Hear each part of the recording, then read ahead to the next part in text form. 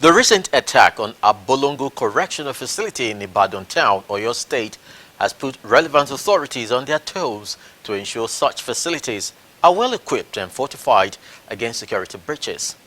2 deaths were confirmed as the Governor Makinde and the Minister of Interior Aregbesola paid a visit to the center.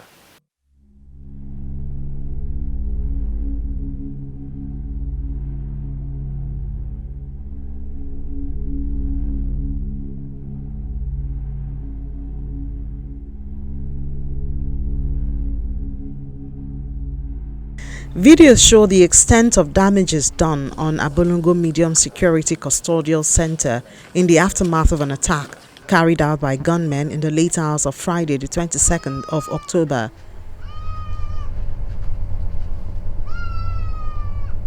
Doors, windows and protective bars shattered as the gunmen deployed explosives to forcefully gain access into the correctional facility. The invasion led to the escape of hundreds of inmates from the correctional facility. No one could tell what the mission of the gunmen was.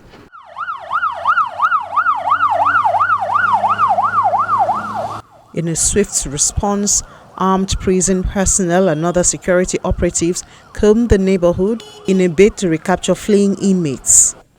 Their efforts paid off after all. Some prisoners trying to escape were rearrested immediately and brought back to the correctional center.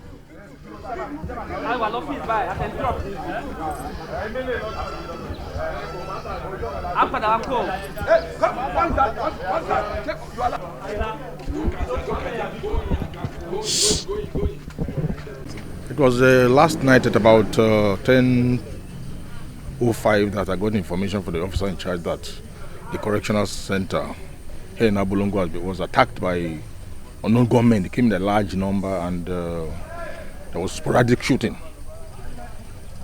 And they had explosives. And they attacked the correctional center and freed inmates in custody. Some inmates in custody. Well, there was casualty. One of the inmates that wanted to jump a fence, I think he fell down and lost his life.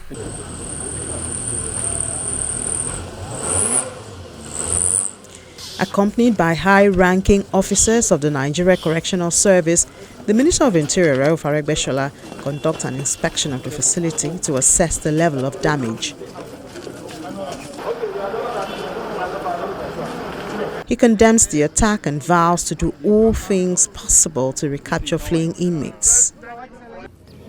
There have been consistent attacks on our facilities in Owerri and Kaba, now Oyo. This is not just some random happenings. I want you to go away with that fact. It's not just some random happenings. They are not spontaneous. They are well premeditated, coordinated, and highly aggressive attacks. These are premeditated, planned, and coordinated attacks meant to make Nigeria unsafe and ridicule the government. For the avoidance of doubt, the custodial system is at the heart of rule of law and justice system. Let me assure Nigerians of their safety of lives and property. Our custodial facilities are safe, and we are putting extra safety measures in place in light of the observed pattern of the external attacks we have seen to prevent any such occurrence in the future. This matter is being investigated as we have heard from the DCG operations, and we shall leave no stone unturned to get to the root of it. The remote and immediate causes and the vulnerability of our system and personnel, if any. There shall not be a repeat of our guards being overwhelmed again. I'm assuring Nigerians that there is no hiding place for any inmate that escaped from our facilities. None at all. This is because we have the records of all the inmates, including their biometric data, which are being forwarded to the Interpol, making it impossible for them to travel, apply for any travel document, engage in any financial transaction, or present themselves at any border post in any country in the world. They are fugitives. and will remain on the run until we apprehend them or they expire themselves. And we shall surely apprehend them. We are going after every single inmate that has escaped from this custody. We shall hunt them to the ends of the earth. All the security agencies in the country are on their trail. We shall not rest or tire until we bring the last one in, dead or alive. As the Chief Security Officer of the state, Governor Makinde also visits the center. Let us know that this is a secure environment, please. Governor Makinde might have been worried by the attack, more so on hearing that some inmates are on the run.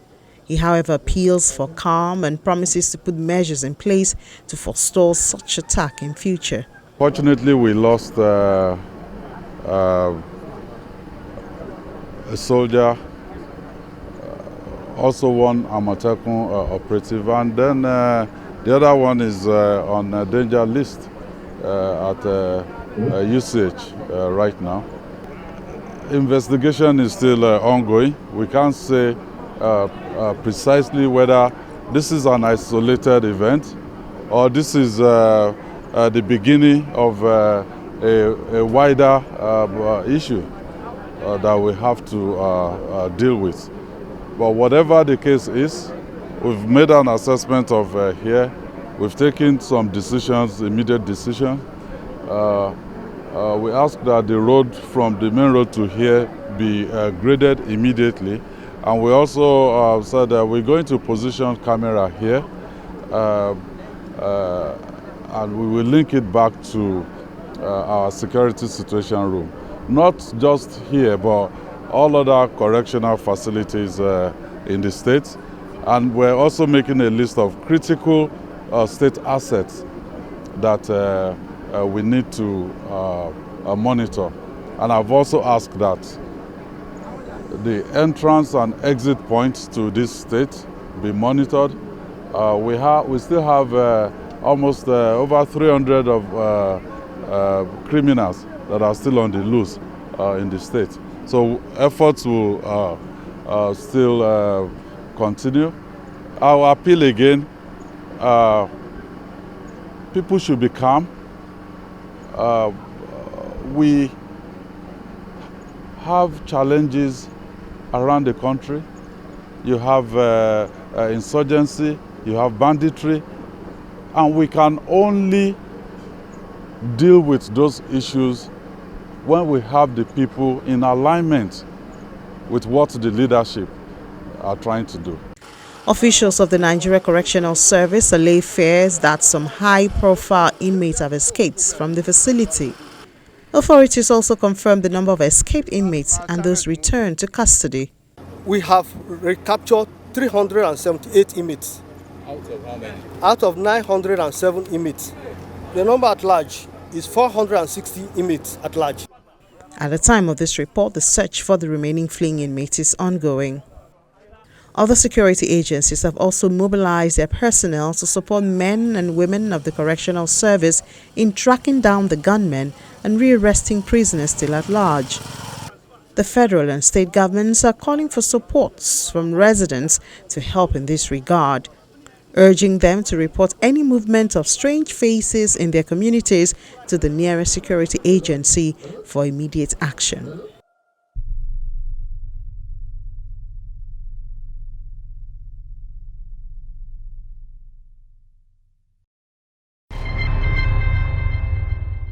Relief has come the way of victims of Izumbe violence. The Imo State government has commenced the distribution of palliatives to those affected by the recent security breaches at the oil-producing community in Oguta local government area. This is what Izumbe community looked like about 2 weeks ago after the violent clash between military officers and some restive youths in the community, leaving at least 5 people dead. Houses torched, public properties destroyed. Not even the palace of the traditional ruler is spared. Many are rendered homeless.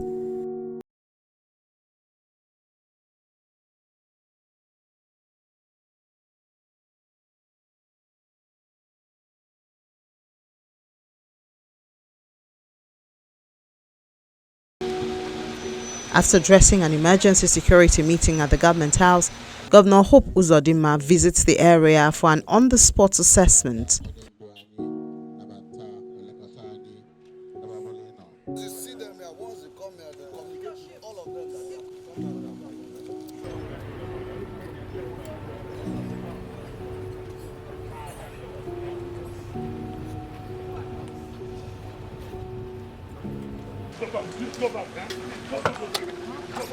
During the visit to the community, Governor Hope Uzodinma had promised to assuage the loss.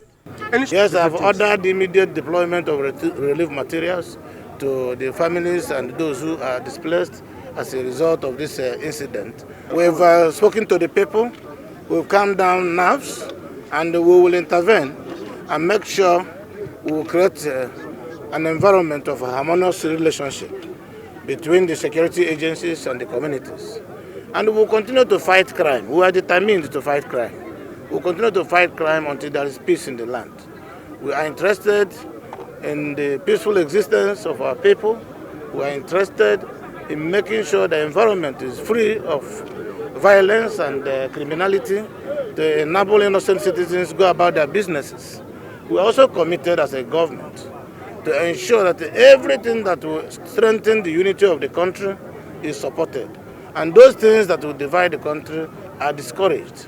And I will engage further with the critical stakeholders and leaders of this area with a view to bringing to an end and providing a final solution to incidences like this so that it will not be repeated. Days after, the state government is making good of that promise. Relief materials, which include food, mattresses and bedclothes, are distributed to victims. Relief also comes in form of cash.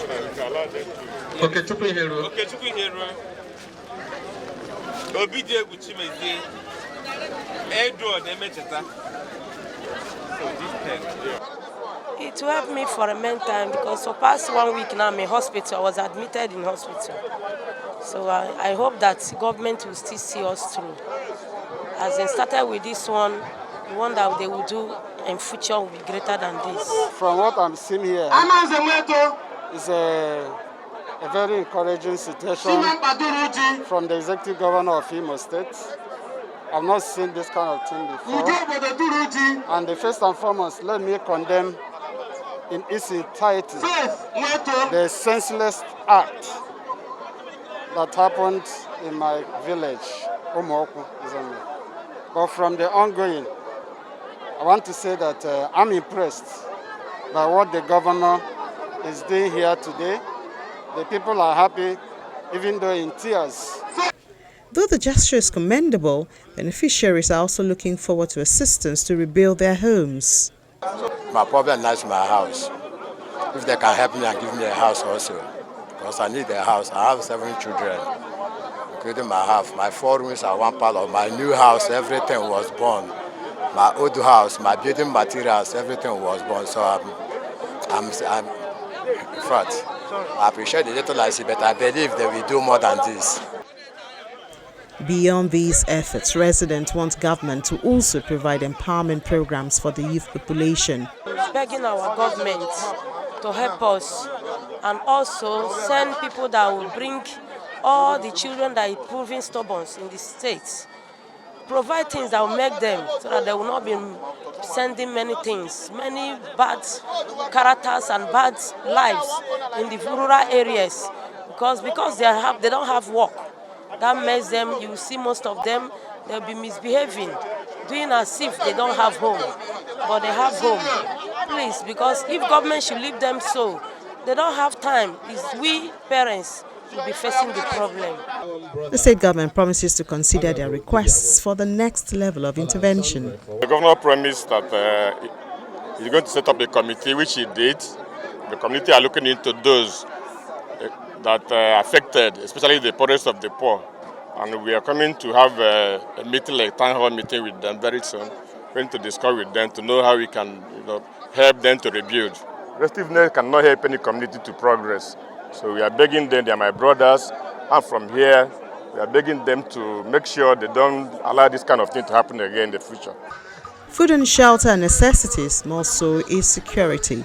Improvement of security will go a long way in stemming series of unrests and violence witnessed recently in Izombe and other communities in Imo State. The state government is also investigating the case of the man.